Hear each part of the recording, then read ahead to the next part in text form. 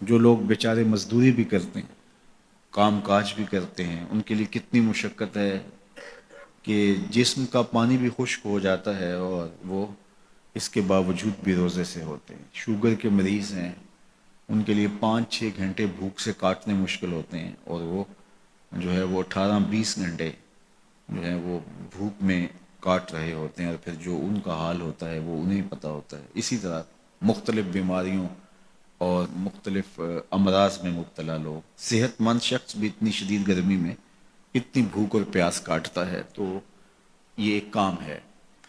تو یہ کیوں کیا جاتا ہے، اس کا مقصد کیا ہے؟ تو وہ مقصد کوئی مخفی مقصد نہیں ہے، کوئی پوشیدہ مقصد نہیں ہے جو معلوم نہ ہو، وہ قرآن نے بیان کر دیا، اور وہ کیا ہے؟ تقوی۔ تو تمہیں روزہ اس لیے دیا گیا ہے تاکہ تم بھوک پیاس کاٹنے کے بعد اس نتیجے پہ پہنچو کہ تمہیں اتقاء کی دولت نصیب ہو۔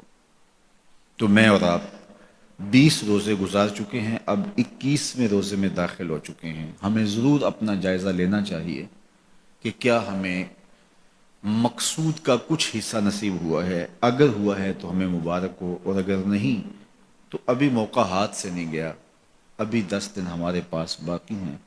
تو بھرپور محنت کر کے، مشقت کر کے اپنے آپ کو اس منزل تک لے جانا چاہیں۔ بعض کا ایسا ہوتا ہے کہ برتن کے پیندے میں سوراخ ہوتا ہے، اور آپ اوپر سے پانی ڈالتے رہتے ہیں اور نیچے سے وہ بہہ جاتا ہے، تو آپ سارا دن بھی اس کے اندر پانی ڈالتے رہیں تو اس میں جمع نہیں ہو پاتا، کیونکہ اس کا پیندہ جو ہے وہ سوراخ سوراخ ہے۔ تو اگر ہم بھوک اور پیاس کاٹتے رہیں، کوئی نتیجہ نہ پیدا ہو رہا ہو، تو پھر ہمیں دیکھنا ہوگا کہ کہیں کوئی ایسا سقم تو نہیں ہے کہ جس سے ہمارا عمل جو ہے وہ پانی کی طرح بہہ رہا ہے اور ضائع ہو رہا ہے، اور اندر کچھ بھی نہیں ٹھہر رہا۔ اور روزے میں اللہ تعالیٰ ہمیں ایک موقع دیتا ہے ہم اپنے آپ پہ غور کریں۔ دیکھیے، میں اور آپ یہ کہتے ہیں کہ یہ جو اعمال بد ہیں یہ شیطان کی وجہ سے ہیں۔ شیطان ایک ایسا مکار، ایک ایسا زیرک، ایک ایسا چالاک دشمن ہے کہ جو ہمیں چاروں طرف سے حملہ آور ہو رہا ہے۔ یہ چمکھی لڑائی ہے شیطان کے ساتھ ہماری۔ اس نے کہا میں دائیں سے آؤں گا، بائیں سے آؤں گا، آگے سے آؤں گا، پیچھے سے آؤں گا، وہ کسی نہ کسی طریقے سے آتا ہے۔ اور جب شیاطین جکڑ دیے گئے، اب ہم دیکھیں کہ ہمیں جو بہکاتا تھا، ہمارے ساتھ مکر اور چالاکی کے ساتھ ہمیں راہ مستقیم سے ہٹانے کی کوشش میں لگا ہوا تھا، اب وہ تو جکڑ دیا گیا، اور ہم اس کے باوجود بھی گناہ کی زندگی میں کیوں ہیں؟ یہ میرے لیے اور آپ کے لیے ایک سوچنے کی بات ہے کہ جو چیز ہمارے بہکاوے کا سبب تھی وہ تو اب نہیں رہی، وہ تو جکڑ دی گئی، اور یہ پکی اور طے شدہ بات ہے کہ وہ واقعتاً جکڑ دیا گیا۔ تو اب ہم اس کے باوجود کیوں گناہوں بھری زندگی بسر کرتے ہیں؟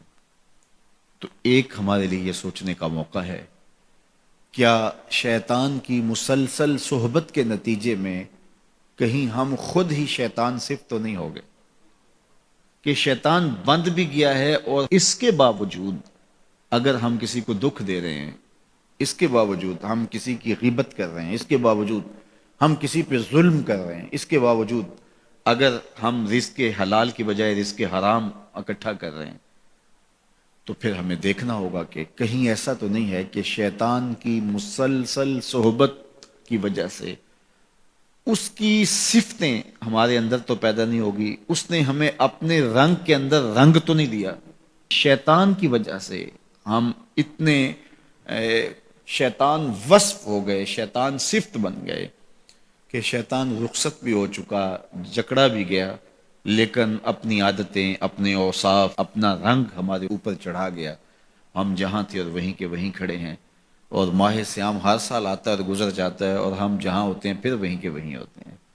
بہت سارے لوگ جو ہیں وہ تو 5 گانہ نماز بھی پڑھنے لگ جاتے ہیں، لیکن رمضان المبارک کے بعد عید کے دن بھی فجر کی نماز چھوڑ دیتے ہیں، اور پھر اس کے بعد نمازوں کا تسلسل۔ تو اس کی مثال بیان فرمائی کہ اس خاتون کی طرح جو سارا دن سوت کاٹتی تھی اور شام کو اپنے ہاتھ سے اس کاتے ہوئے سوت کو توڑ دیتی تھی۔